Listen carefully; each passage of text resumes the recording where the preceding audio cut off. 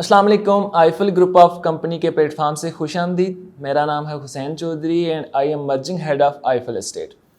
आजकल बहरिया टाउन रावलपिंडी में commercial plus residential apartments में काफ़ी तेज़ी से काम हो रहा है और आईफल ग्रुप ऑफ कंपनी ने भी माल ऑफ आईफल के नाम से अल्हम्दुलिल्लाह 12 किनाल लैंड के ऊपर एक यूनिक और आसाइशों से बड़े प्रोजेक्ट का आगाज़ किया, जिसमें हम डिफरेंट ऑप्शंस ऑफर कर रहे हैं। उसमें ब्रांडेड शॉप्स भी हैं, 1 बेड अपार्टमेंट, 2 बेड अपार्टमेंट और आप स्टूडियो अपार्टमेंट भी बुक करवा सकते हैं।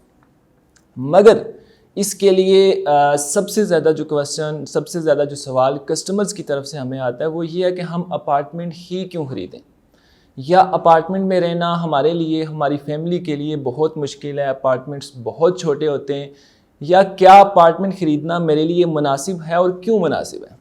तो इसके लिए मैंने सोचा कि आपके साथ एक डिस्कशन तो बनती है जिसमें मैं अपना पॉइंट ऑफ व्यू रख सकूं। देखें जी, प्रॉपर्टी में इन्वेस्टमेंट के 2 फैक्टर्स हैं।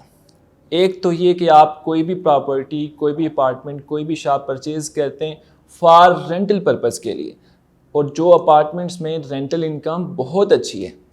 दूसरी चीज़, जिस तरह से हालात चल रहे हैं, मुझे नहीं लगता कि आने वाले 5 साल के बाद पाकिस्तान में एक आम बंदे के लिए, एक जॉब पर्सन के लिए या छोटे मोटे कारोबारी बंदे के लिए सिर्फ 5 मरले का घर परचेज़ करना किसी मार्के से कम नहीं होगा। क्योंकि रिसेंटली अगर हम बहरिया टाउन रावलपिंडी की बात करें तो 5 मरला का जो घर है वो तकरीबन 1.5 करोड़ प्लस माइनस में बड़ी मुश्किल से आपको आपकी मर्ज़ी का घर मिलता है।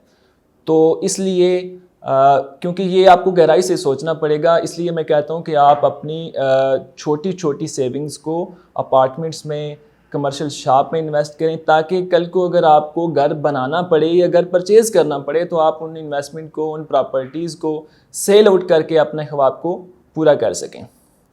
देखें, इसमें 2 चीज़ें मैं आपके साथ डिस्कस करूँगा। एक तो ये कि अगर आपके पास 45 से 50 लाख पड़े हुए हैं तो आप 1 बेड अपार्टमेंट इजीली अफोर्ड कर सकते हैं, या फिर अगर आपके पास 10 से 15 लाख पड़े हुए हैं तो आप उसको as a down payment consider करें और 4 साल की इजी इंस्टॉलमेंट के ऊपर कोई भी अपार्टमेंट बुक करवा लें। देखें, जो अपार्टमेंट आज आपने 4 साल की इजी इंस्टॉलमेंट के ऊपर बुक करवाया, देखें घर बनाना अच्छी सोच है, घर परचेज़ करना आपकी बहुत अच्छी सोच है, लेकिन इसका मतलब ये थोड़ी ना है कि आप इन्वेस्टमेंट करना छोड़ देंगे, आप कहीं पे अपने पैसे इन्वेस्ट करना छोड़ देंगे, उनको सिर्फ बैंक में छोड़ देंगे। लेकिन अगर आपको ये अपार्टमेंट 4 साल की इजी इंस्टॉलमेंट में, फ़र्ज़ करें आप 45 लाख का अपार्टमेंट बुक करवाते हैं, 4 साल में आपने इंस्टॉलमेंट के ऊपर 45 लाख को सेव कर लिया। अब सोचना ये है कि आया 4 साल के बाद वही अपार्टमेंट 45 लाख का होगा? कभी भी नहीं होगा। ऑब्वियसली उसके रेट बहुत ऊपर होंगे और 4 साल के बाद वही अपार्टमेंट आपके नाम पर ट्रांसफ़र हो जाएगा और अगले 4 साल आप उसको एज आ रेंटल इनकम एंजॉय करते हुए वही इंस्टॉलमेंट वाले पैसे जो पिछले 4 साल में आपने पे किए हुए थे वो आपको वापस आ जाते हैं। अब रह गया अपार्टमेंट, वो तो आपका ही है जी, आप उसको किसी टाइम पे भी प्रॉफिट के साथ सेल आउट कर सकते हैं। पाकिस्तान में प्रॉपर्टी के अंदर इन्वेस्टमेंट एक बेहतरीन अर्निंग का सोर्स समझा जाता है, इसलिए एटलीस्ट अपनी छोटी छोटी इन्वेस्टमेंट को छोटे छोटे पार्टिकल में इन्वेस्ट करें, अपार्टमेंट्स में इन्वेस्ट करें, शॉप में इन्वेस्ट करें, ताकि आप उसको मैक्सिमाइज़ कर सकें। अच्छा जी, कुछ लोग ना अपार्टमेंट में इन्वेस्टमेंट को बड़ा अच्छा क्रिटिसाइज़ करते हैं कि हम अपार्टमेंट क्यों ख़रीदें, घर होना चाहिए, अपार्टमेंट हमने नहीं लेना। तो सर, आप ख़रीदें घर, आप 1.5 करोड़ का घर ख़रीदें, ज़िंदगी में आप एक ही घर परचेज़ कर पाएंगे। दूसरा घर ख़रीदना या दूसरी प्रॉपर्टी फॉर रेंटल पर्पज़ के लिए ख़रीदना आपके लिए एक टफ गेम होगी। 1.5 करोड़ कह देना बहुत आसान है, लेकिन इसको कमाना, इसको इकट्ठा करना एक मुश्किल काम है। क्रिटिसाइज़ करने में और रियलिटी में काम करने में बहुत फ़र्क है। रियलिटी में जो चीज़ आज आपने बना ली वो आपकी नस्लों के लिए, वो आपके बच्चों के लिए, वो आपके मुस्तकबिल के लिए। देखें, जिस एज में मैं बैठा हुआ हूँ या जिस एज में आप बैठे हुए हैं, 20-30 साल के बाद शायद मैक्सिमम मेहनत ना कर पाएँ। आज तो हम मैक्सिमम मेहनत कर सकते हैं, लेकिन जब 20 साल के बाद, 30 साल के बाद रब की ज़ात के अलावा जो चीज़ काम आनी है, जिस चीज़ में मदद करनी है आपकी, वो आपके एक अच्छे फ़ैसले होंगे, वो आपको एक मंथली रिटर्न की शक्ल में अर्निंग होगी, ताकि आप उस टाइम पे अपने बच्चों की फ़ीस, अपने एक्सपेंस और अच्छे बुरे वक्त में उन चीज़ों को सेल आउट करके अपने मामलात को सॉर्ट आउट कर सकते हैं। मैं नहीं कहता आप 10 अपार्टमेंट ख़रीदें, मैं नहीं कहता आप 10 शॉप्स ख़रीद लें।